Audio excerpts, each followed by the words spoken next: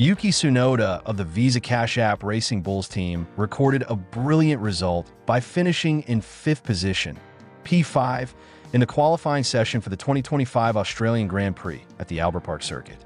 The Japanese driver managed to beat Ferrari drivers Charles Leclerc and Lewis Hamilton and showed impressive speed and consistency in the opening race of the season. Meanwhile, Liam Lawson of Oracle Red Bull Racing had a disappointing full-season debut, being eliminated in Q1 and finishing far behind teammate Max Verstappen, who secured 3rd position, P3, on the grid. Tsunoda, who is entering his 5th year in Formula One, seemed to put his experience to good use. He finished behind the dominant McLarens, Lando Norris, P1, and Oscar Piastri, P2, as well as Verstappen and George Russell, P4. After the session, Tsunoda said, "I'm happy with the result. I just focused on proving my ability on the track, and the team delivered a solid car today." The performance underlines his position after a competitive 2024 season, where he outscored Lawson in points when the pair were still competing at RB. In contrast, Lawson has had a difficult start to life at Red Bull Racing. Promoted to replace Sergio Perez at the end of 2024, a decision described as a long-term investment by team boss Christian Horner. The New Zealander failed to live up to expectations in his first qualifying of the season. A Q1 exit put him in a poor starting position, in contrast to Verstappen, who remained competitive.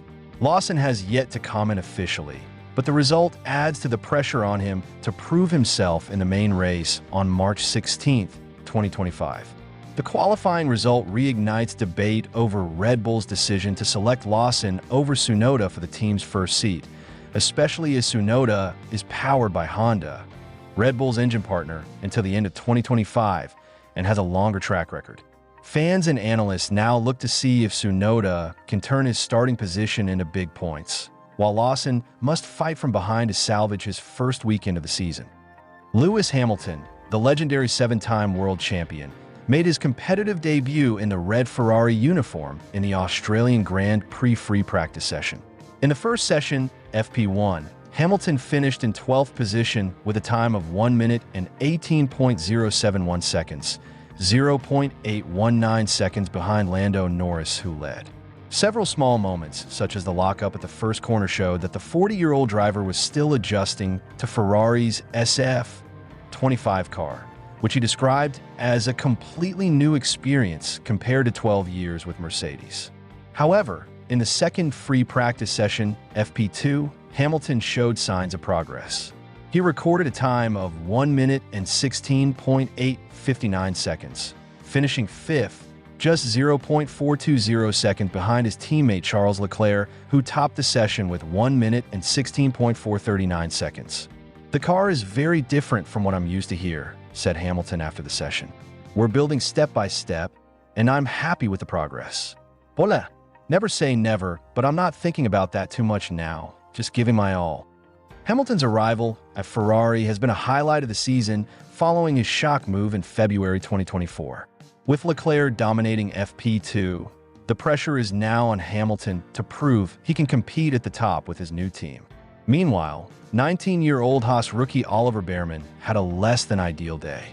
In FP1, Bearman lost control at the notoriously tricky Turn 9 out of 10 complex. His car went wide into the gravel, spun, and hit the concrete wall hard, damaging the right-hand side of the car and severing the right rear wheel.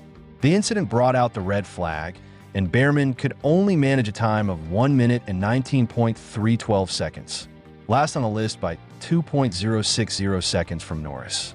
"I'm sorry for the team," Bearman said over the radio after the crash.